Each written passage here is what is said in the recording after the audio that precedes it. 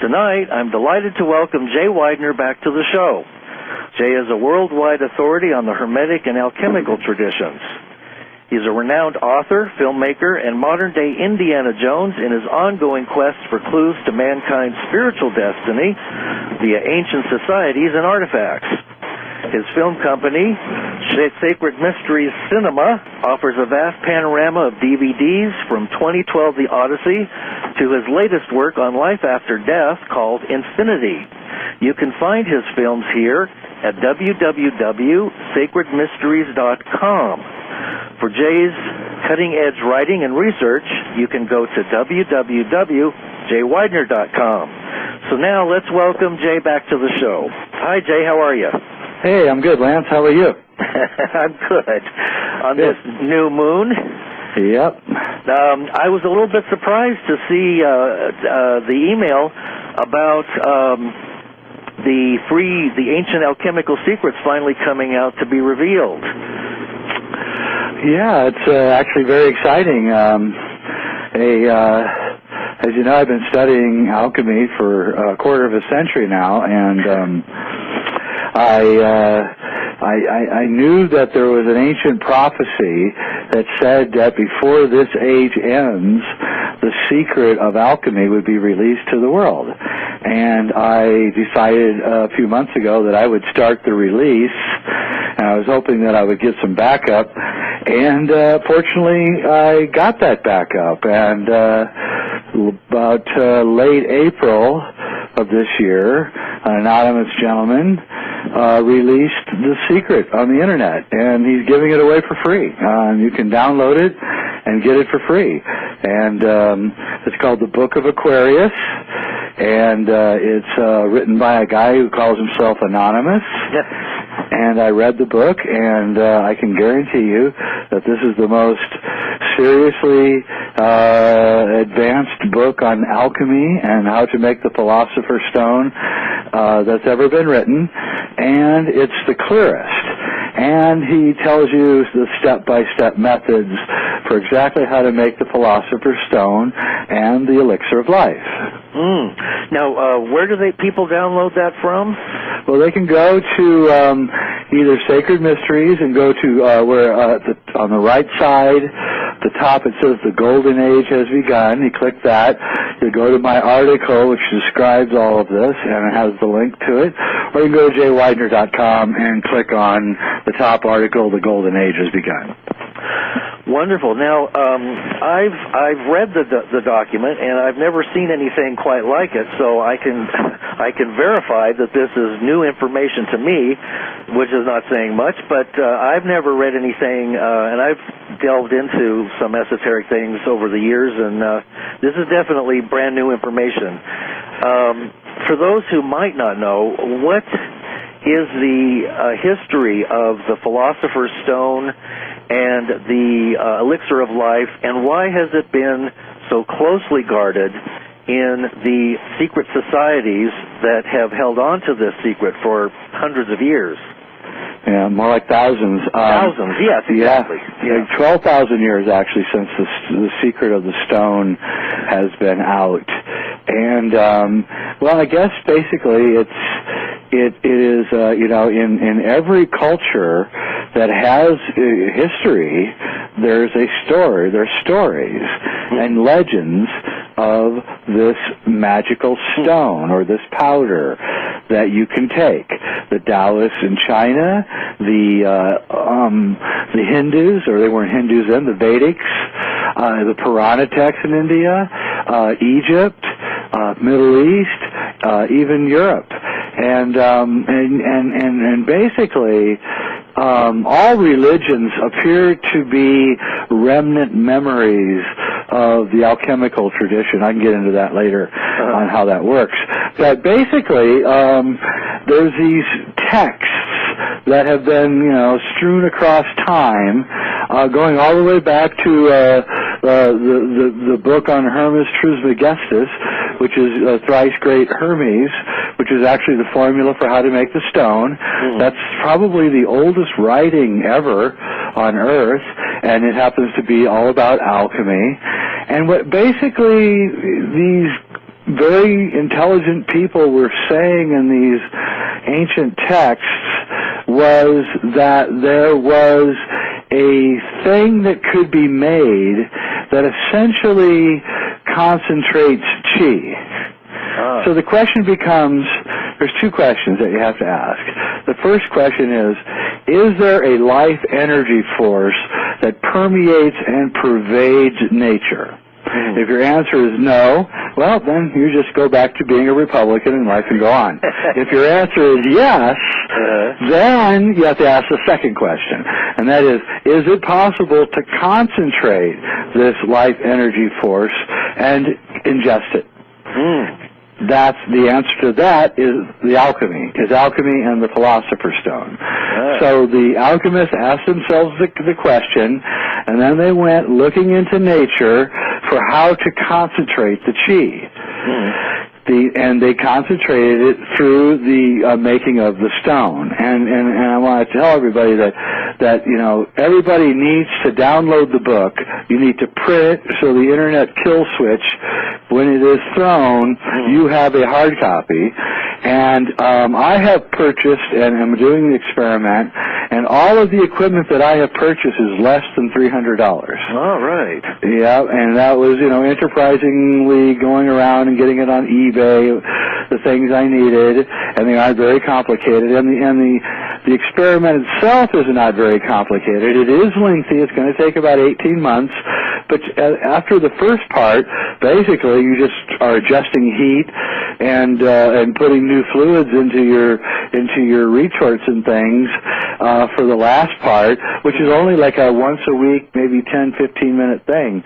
So it isn't a lot of work. And it was a lot of work when there wasn't electricity, but now it isn't. And so the question becomes, what is the Philosopher's Stone and what happens when you concentrate chi? And the answer to that, according to these ancient alchemical texts and Taoist texts, is that there's two things you can do. You can either take it slowly, a little bit every day, and what will happen is that your aging process will begin to reverse, which every baby boomer listening is going to go perking up their ears at the moment. And then you can do what you call the heroic dose, which is a lot of it at once, in which then you go into a complete age reversal in a rather quick period of time. Your hair falls out, your teeth fall out, your skin dissolves and regrows, your nervous system regrows, and you become 18 years old again or so. Wow. And I know it sounds crazy, and I'm willing to take the flack on it, because I know that there's enough people listening who will download it, who will do the experiment, that if we can get enough people, let's say we get 5,000 people who actually, just 5,000, who actually make the stone, okay?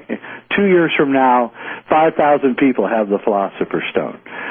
That single act will change the world. And our relationship with time will completely change. We're slaves to time right now because we have so little of it. When we have a lot of time, we won't have to hurry any longer. There's other ancillary benefits to all this too, which we can get into.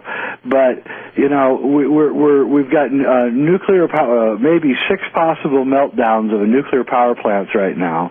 We're in 3 different wars, maybe 5, depending on how you're counting.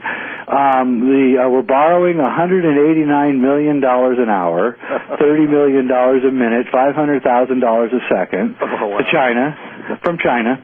Wow. And systems are breaking down everywhere. There's not going to be any health care, no matter what you think that is about to be delivered by the government. And so we're at this real critical place, and we need an out. Jose Arguelles used to say that, right when the heat gets the hottest, the water turns into steam and escapes. And so we're looking for a forward escape out of the problems that have been created. And this is the answer right here.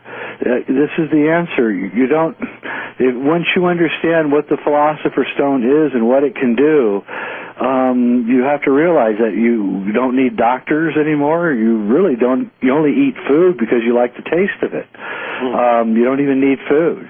You're on full bore chi, and you are your psychic powers are enhanced, and your physical powers are enhanced, and you begin reversing the aging process, and this is the thing that will transmute the Iron Age into the Golden Age. And the Golden Age is when the stone is ubiquitous.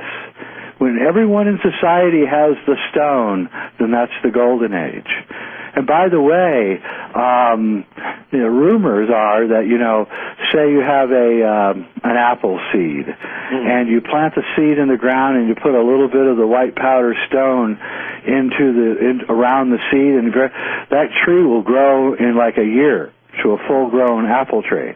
Wow. So we can reforest and renew the earth also. Huh. And the earth is just a gigantic chi-making organism. Huh. That's what it does. That's what everything alive is doing. It's making chi, and so this is the revolution.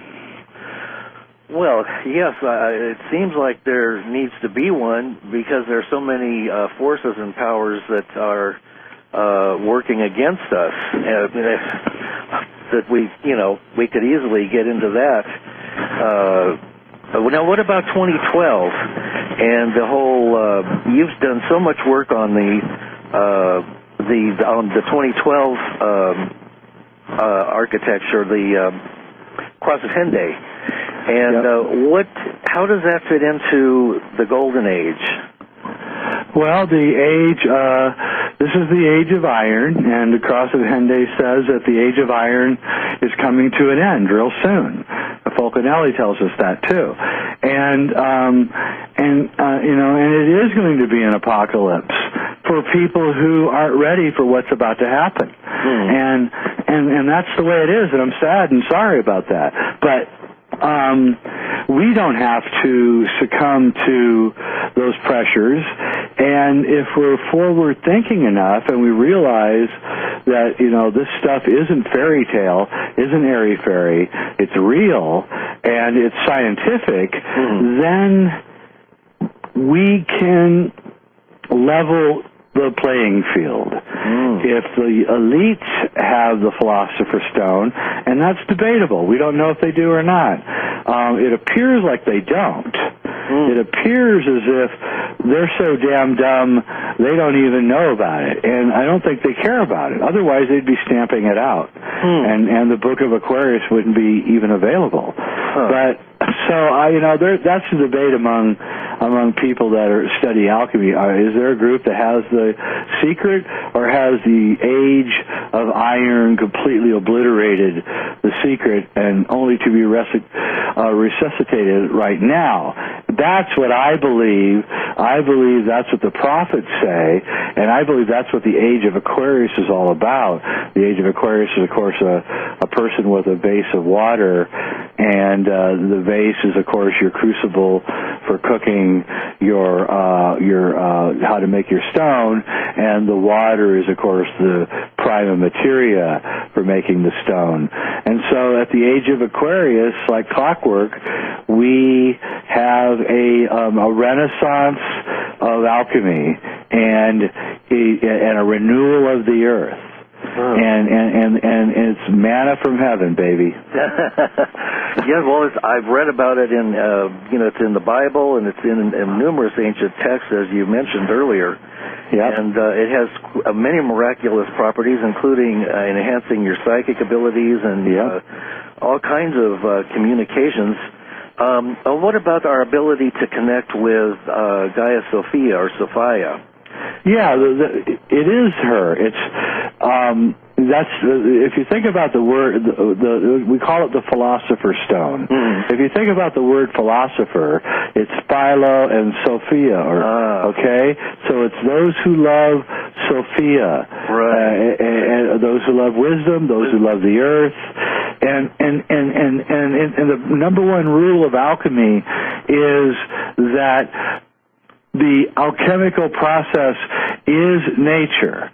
It may be nature sped up a little bit. You're speeding up what might take thousands of years for nature, but it is nature, and it follows the rules of nature because alchemists worship nature and know that nature is the only thing that's really important in this world. Right. And they followed and found the stone by observing nature, and it is only through nature that you can find the stone. And so a lot of the Illuminati types are kind of what you might say anti-nature, and they're never going to get it. They're not going to get it, man. And that's good. See, that's our advantage. We don't have many advantages, and so we have to take this one and run with it. And this is it. This is the big one. And we should create groups. Now, the Book of Aquarius guy has a website that you can go to and get on the forums and everything, and follow the progress of everybody and exchange notes and everything. And this is really powerful stuff. Wow. I mean, the alchemists of old would have just about died to have something so great as an internet forum or even a free download of a very important book. So it's a really important book, and I really encourage everyone to download it, even if you find everything I'm saying skeptical, because in a year or two you may start changing your mind about what I'm saying, and the internet kill switch might be on, and you won't have that book then. And it's only a few pennies to print out the book. Yeah. Well, you have always been way ahead of the cutting edge. So, I've been following your work for some time, and the things that you've been talking about all seem to come true. I noticed that. Yeah, isn't it amazing? I mean, it's like follow the breadcrumbs, and that makes sense. And I was listening to one of your interviews earlier about the rings of Saturn and the comparison to Tolkien's Lord of the Rings. Yep. And the idea of Chronos and time and the moon matrix and the rest of it, and it all ties together as you have put it together. Well, it's true, and that's actually again what I'm talking about. You see, we are slaves to time. Yes. And so I say that we're living in a monochronic universe, when actually the universe is polychronic. Yeah. And we've been the Saturnian powers, Saturn being Chronos, or time, or Father Time, and also the Grim Reaper, and devours children so that he can be made young again. But we've been slaves to Saturn or to Chronos. Yeah. And you have to ask yourself, well, when did we become slaves? And you can see that, it was when we started agriculture and created, settled down and created communities, and we had to protect the land from predators and from other people, and then we had to build fences, and then we decided that maybe our children weren't really all that great, and they'd be better as slaves, working in the fields for us. Yeah. And then, what the hell, the wife too, she can go out there and work. And then, why should I work? I'll just go capture all the people in the neighboring village and have them work for me. And this is where we went wrong. And the stone unleashes us from that.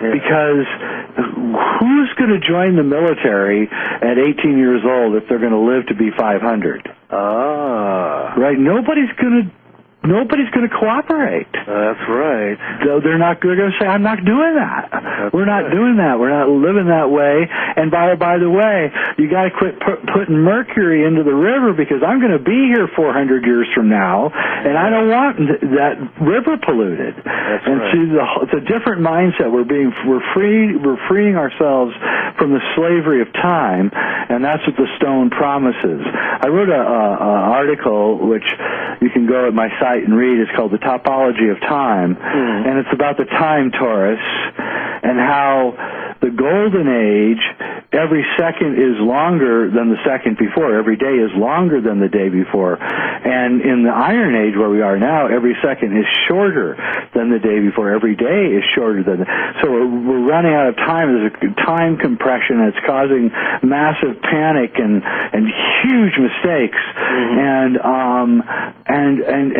once we once we end the death cycle of 72 years and you're checking out of here, we will then free ourselves from the rigors of the monochronic world, and we won't be slaves anymore. And it's so simple and so cheap to make the stone that I can't believe it isn't going to be like the rage in like 5 years. I would not be surprised at all. No, I wouldn't either, by the way. No, you're always way ahead of the crowd. Well, you know, that's why I'm worried about them stopping this. Yeah. You know, when during the Inquisition, the women that were killed were called witches. Yeah. And then, you know, they don't really have a name for the men that were killed. Most people don't know what the men were doing, but what a witch was somebody who worked in a lab. A woman who worked with herbs and tinctures. Yeah. She was an alchemist. The men were alchemists too. That's who they killed. And, you know, we'll see whether they come after us now. And my bet is they don't. And I'm making a big bet. And I have a lot of people telling me to just shut up, you know, go make the stone myself and just be quiet. But I'm already out in the open, and they're going to come get me no matter what. Right. So there's strength in numbers. If you're doing military strategy, there's strength in numbers and also surprise, right? Yeah. So we got to get as many people doing this as possible, and we've got to keep it as quiet as possible so that when it comes out all at once. The genie's out of the bottle. They can't put it back. It spreads like wildfire. Charlie Sheen gets on TV and talks about how great it is. Whatever. You know, I don't really care who does it. But it spreads like wildfire, and then pretty soon the entire system collapses of its own weight. The debt disappears because it's just a bunch of phony crap anyway. Yeah. The pollution, everything starts disappearing slowly. And here's the thing with the stone, you know, I'm totally against nuclear power and what's going on over in I call what's going on over in Japan, I'll be nice, Fukushima, and you know, but I think even the radiation is not going to affect you if you have enough chi. Yeah. Well, you know, as you said, there are numerous plants that are probably borderline functional, and it seems as if there's an intentional I don't want to sound like a conspiracy theorist, but these are conspiracy realities. And there is an intentional kind of a destruct mode to, it's like a scorched earth policy, and you can see it all over the world if you know how to look for it. That's exactly right, and we are a people who have a death wish, the whole world, and that's because we're slaves to time. We're tired of being slaves to time. It's depressing. It's depressing to wake up every day and have to go to work or school. It is, and there's nothing fulfilling about it at all. No, and so there's no way out except through death. And that's the Saturnian ritual. The Saturnian ritual is to kill you at the end of your time, and you better damn well appreciate it. And we need to break free of the monochronic world that we're enslaved in, and the only way to do it is through the stone. Well, don't you feel that the whole system is going to come crashing down no matter what happens? It is, and so it's even more incumbent on us to get the word out and to get the stone made before they start cutting the power and energy. And that's right. I mean, the big debate is among all the people that I talk to is, do the elites have the stone, and are they going to crush us Or are they also damn stupid that they think that we are a bunch of idiots for even thinking that such a thing exists? Okay, the former people all say I should shut up and go away. Yeah. The latter people all say that we need to talk and get it out as fast as possible. Yeah. I just, I looked at it and I said, it'd probably be safer to shut up and just go down to my little lab downstairs and work. But is that really safer? And the answer is no. What's safe is to have 25,000, 100,000 people all doing it at once. That's right. And then they can kill me, but guess what? There's 99,000 more people that are going to rise up. And in that, we can defeat them without firing a shot and crush their useless, worthless, what some people refer to as culture. Right. Well, it seems like it's a cheap imitation of the old cultures, and everything is turned into something plastic and artificial and dumbed down. Everything is fake. Everything is fake. We have porno, which is fake sex. Yep. We have GMO, which is fake food. Yep. We got all sorts of amusements, which are fake fun. Yep. We sit and drink beer and watch football, and we think we're playing sports when we're just fake sports. And everything we do is fake. Yep. And that's because we're living in this monochronic place that is so horrible that we seek any kind of refuge to get out of it, including pornography and horrible television shows and terrible food, and that is really got to come to an end. Yes, it does. It does. I mean, really, the survival of the organic human and the planet is at stake here. It is. And the inorganic forces that and the artificial life forms, if you want, they have copied and sucked the lifeblood out of everything, and will continue to do so as long as we allow it. That's right, and we need a weapon on our side. It's not really a weapon; it's a tool. Right. It's a tool that we can have that upends them. They're going to tip over anyway, dude. It's just a matter of time. So the right person just pushing them a little bit, and they're going to topple. So it's up to all of us to all push our finger on the Illuminati and topple them. But do it nicely, and we're not going to do it violently. We're just going to do it through a cultural artifact that reverses what they do, immediately changes the nature of time and our relationship to it, and therefore begins what they euphemistically call the Golden Age. Yeah, the end of time. The end of time, exactly. The end of time. Thank God. It's like, there's nothing worse than to be caught up in linear time, and it's not natural. No, it is not natural, and the corporations have cornered that. Time is money. Yeah, we're just about down to one corporation like the cartoons, Acme, and people are going to work and just hating it. And I tell people, quit your job, walk out of those corporations. There's no air in there. Of course, when you walk out into the streets, you've got artificial skies now, but that could all change in a heartbeat once people become aware of these things.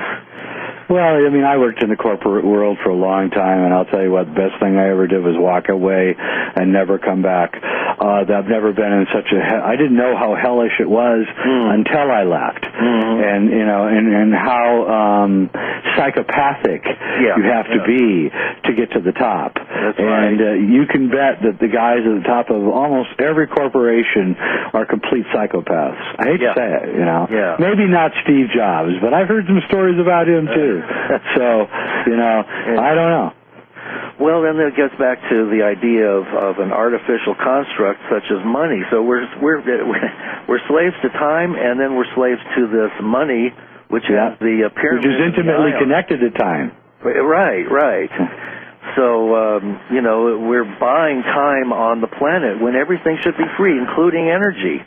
Absolutely, and it will be very soon. And when this gets going, I don't think people realize that the implications of this whole thing. I mean, it is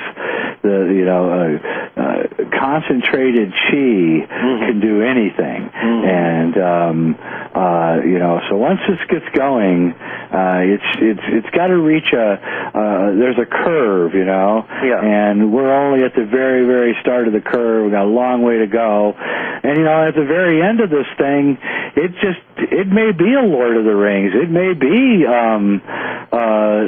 we have to storm the Citadel of Sauron or something. Right. I'm serious. Once we get our chi back, then we may discover that there is some kind of darkness out there that actually has to be stopped in some way. But there's no way in the world that we could stop it in our present weakened conditions. Right. We have been brought down to the lowest common denominator, and dumbed down, and our level of energy and awareness is practically nil. So exactly, and that's done all on purpose. Yeah, You will never rebel against the monochronic structure you're stuck in. Right. Because once you get out of the monochronic structure and you're no longer working 9 to 5 and all that, you begin to start thinking some very dangerous thoughts. And I think they don't want you thinking those thoughts. Well, the people that do that now, they're calling terrorists. Yes, I noticed that. Yeah. They seem to be trying to cover that base. Yeah, well, next will be alchemists, will be terrorists. You'll see. Oh, yeah. And then what about all the X-ray? It seems like there's a lot going on with atomics right now, with the X-ray machines and the scatter guns and the... they have X-ray machines that run in the cars that can drive by, and the Pentagon and all these various dark agencies have gone insane with the enemy and what they want to develop in terms of bionics and nanotechnology, and I mean it's like your worst nightmare. If we knew actually what was really being developed at DARPA, we probably would all want to leave the planet. Yeah. I was doing a lecture in 2009 in D.C., and after the lecture got over, a woman came up to me and she said, "Hi, I really enjoyed your lecture, blah, blah, blah." And I said, "Yeah." And she said, "I work for the DOD." And I said, "Really?" And she said, "Yeah, and I'll tell you, if I told you what we're developing, you wouldn't believe it." And I went, "Don't tell me. I don't want to hear." Right. Well, we get little clues from the movies. We do. They throw us a bone or two through the movie industry. Oh, yeah. Well, that's completely controlled by them anyway. Right. Yeah, and apparently they're developing super soldiers that are genetically developed, that are like 6'9" and have 5-foot shoulder spans and carry 200-pound guns and run at 30 miles an hour and they have. I've heard the same thing, and they're developing the ability to control objects en masse from a distance. And what I heard is that they're controlling objects as a group, and they're trying to control them individually. So it's a matter of time before they can do that, and they might be doing it now for all we know. Well, they probably are. Every 10 years, they gain 100 years on us. Yeah, right. And they've been doing this since the 40s. Right. So you can start adding up how far along they are. They're really far, man. I was talking to Cliff High today. Oh. And he was telling me about how much money they've dumped into CERN. And, literally an endless amount of money in a time of economic shortage and problems. So it makes you wonder what CERN is really about and what they're really doing there. And why do they have a statue of Shiva up front, who's the Lord of Time? Oh. Nothing is as it seems. No, not really. Sure. That's for sure. And then what about the second space program? I was just doing some research on that, and you've come up with a lot of this information yourself, that there's a second space program, and the astronauts were not taken up on one of those tin buckets that would have been demolished on the way to the moon. They were transported when they did go, if they did go, via the saucer technology that they have. Absolutely, yeah. And then the rest of them were faked by Stanley Kubrick. Well, they're all faked by Kubrick, but they really went. There really are reflectors on the moon and seismometers and things like that. Technology. Well, I mean, there's a dome on the moon, about a 3-mile wide dome. You can go look at it. Yeah. Just Google in Clementine Aristarchus crater. Aristarchus crater, Clementine, Blue Dome. And you'll see 2 pictures taken by the Clementine Pentagon mission, 1994, of Aristarchus. And then an amateur astronomer has also taken a picture of it. It's clearly a structure. It clearly has symmetry. It's clearly blue. And that's all fine and dandy. Yeah, maybe, the Nazis built it or the U.S. military built it. The only problem with all that is that there's reports going back all the way back to the very beginning of the invention of the telescope. All the great astronomers wrote down that they reported seeing a lot of activity at the Aristarchus crater, including moving objects and lights and flashes. And when Apollo went to the moon, and I went through the images, I was wanted to find out if there was something at Aristarchus, right? Yeah. And so I went through all because of the reports of all the activity there through 400 years, and I went through and there was it was all bleached out. Every time you look at the Aristarchus crater from NASA photographs, it was just all albedo and white, and you couldn't really see anything. Yeah. And then along comes Clementine, and they click 2 pictures of a clearly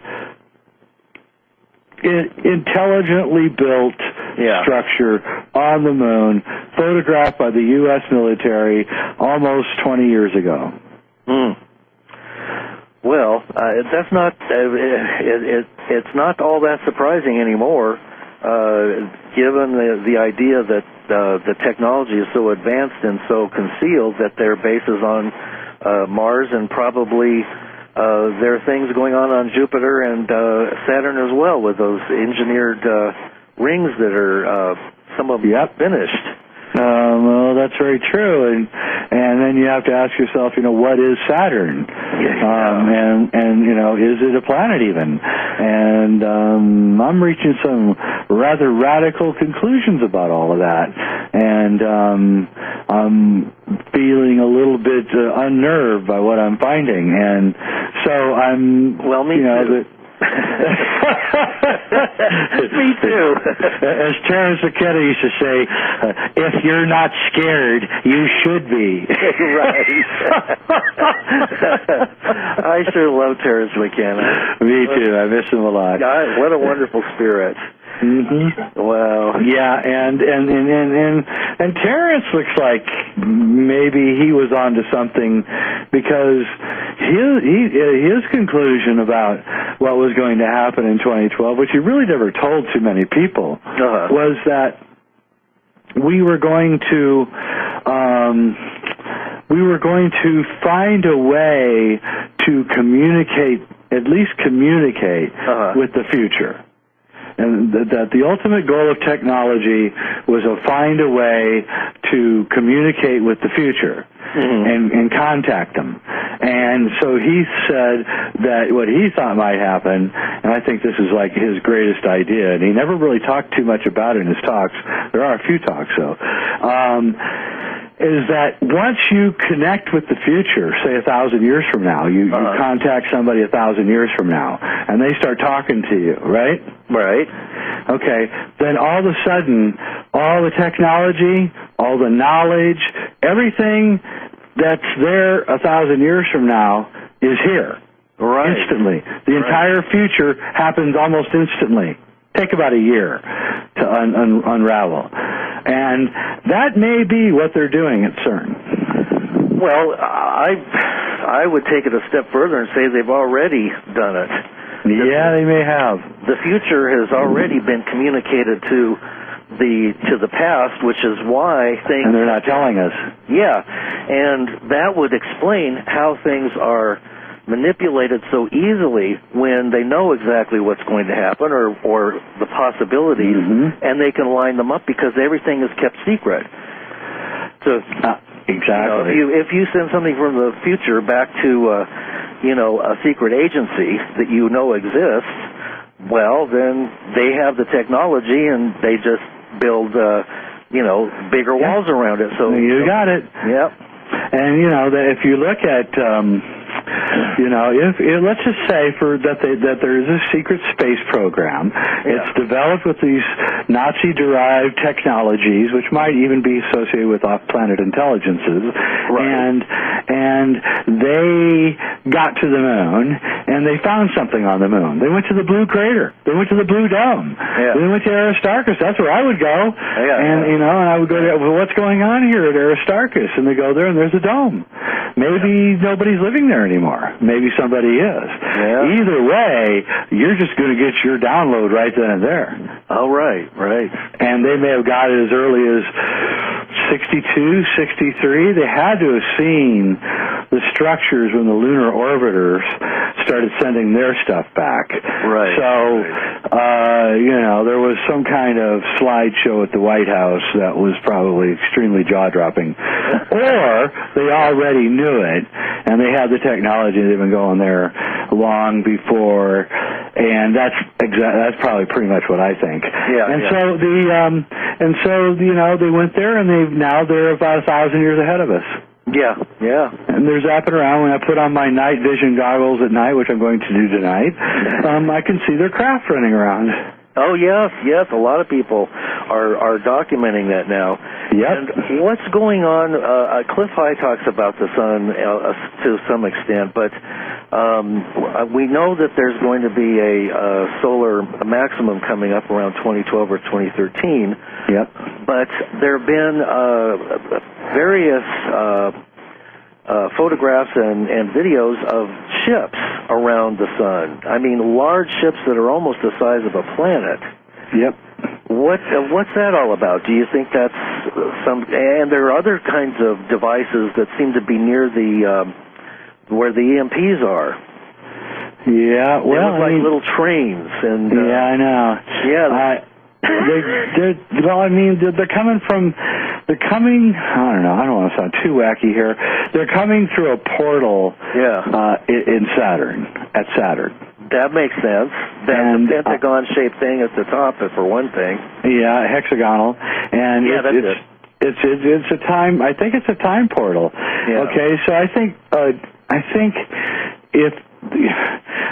that Saturn is at the outer periphery of our time torus, the donut-shaped vortex that creates the fourth dimension or time, and the sun is at the center of it, and I think Saturn is the outside perimeter.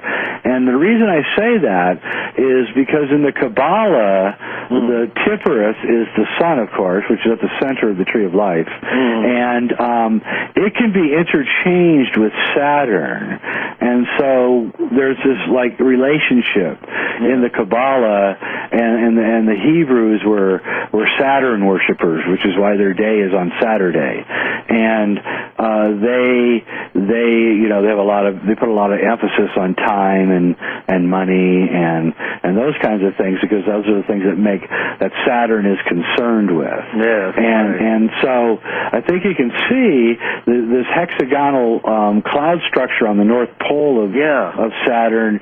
You have to ask yourself, they took a picture in 1976 and they claimed that it was a lens that caused the hexagonal thing, right? The aperture. Right. And I never bought that one as a photographer. And then they took it again, of course, with Cassini, and here we are 40 years later, almost, 40 years later, and it's still going.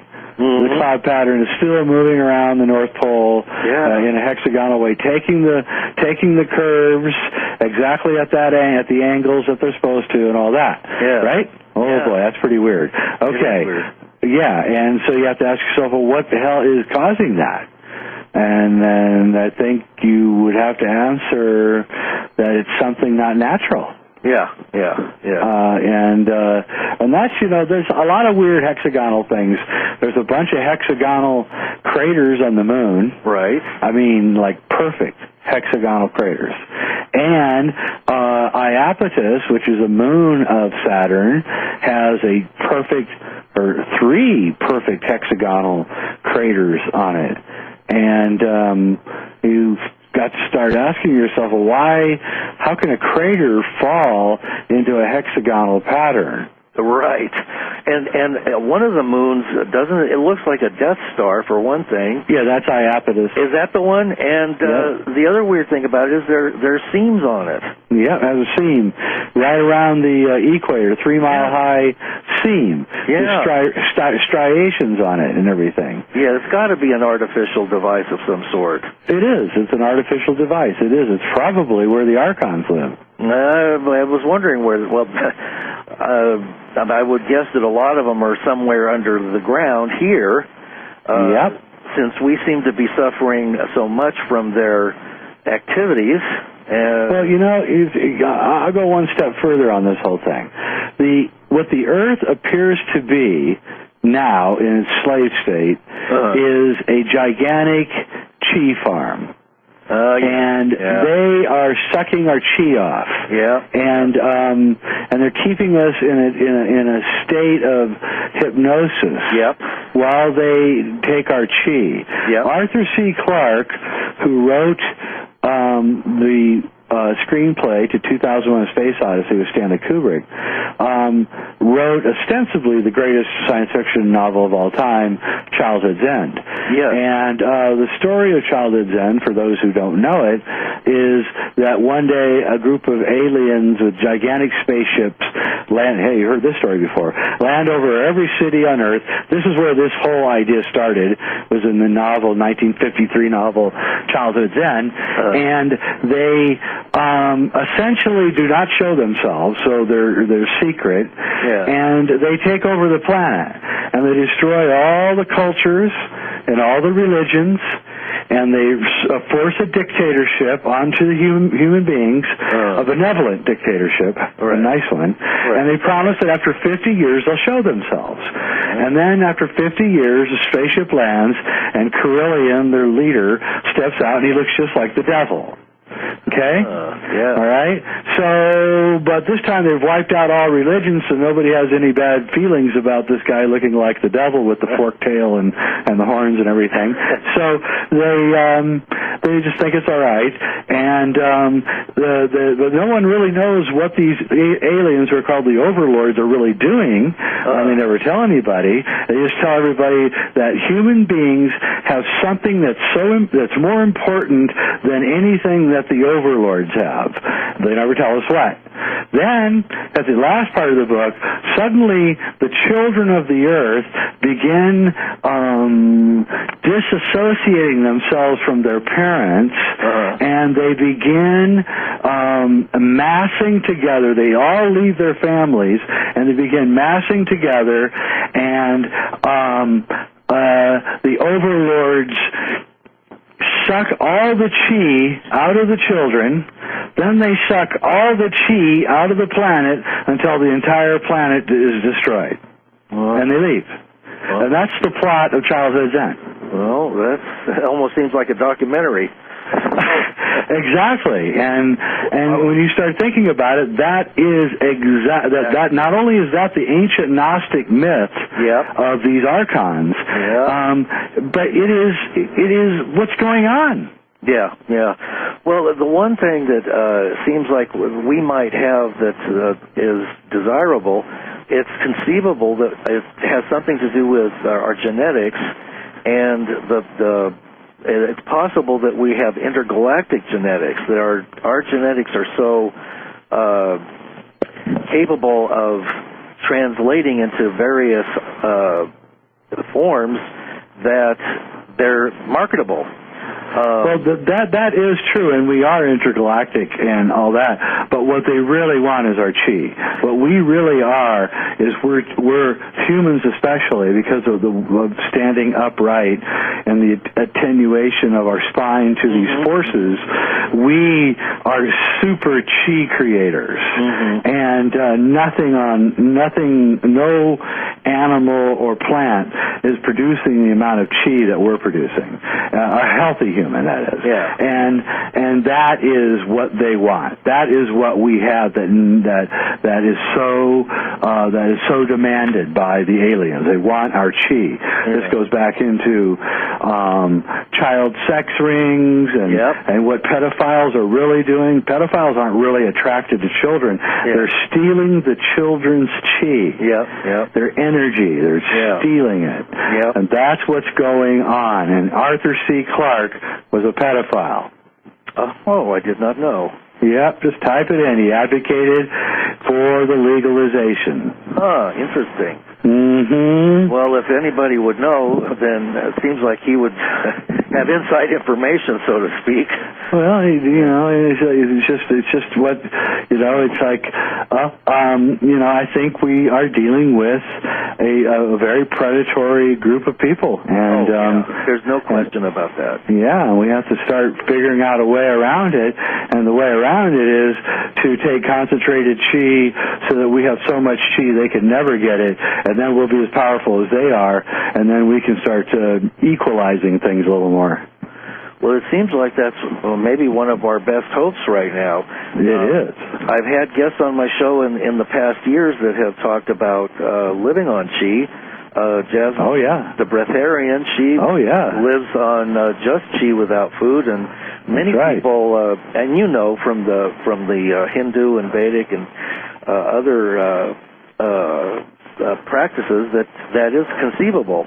And it's an invisible substance which is in the air, which you can extract if you know how to do it. Yep.